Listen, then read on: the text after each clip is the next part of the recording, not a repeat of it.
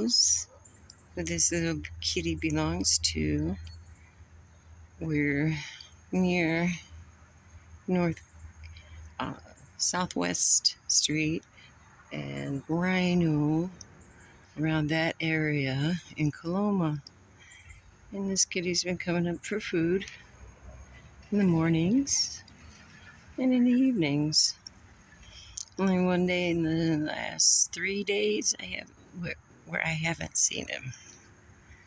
So I kind of nicknamed him Sylvester. He's a beautiful tuxedo cat.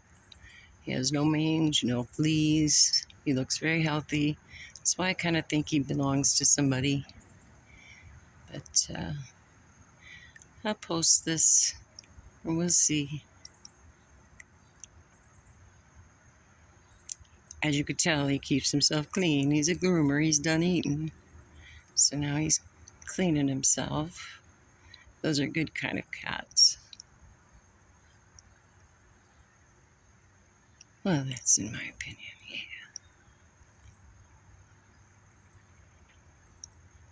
yeah. He's a cutie. That's for sure.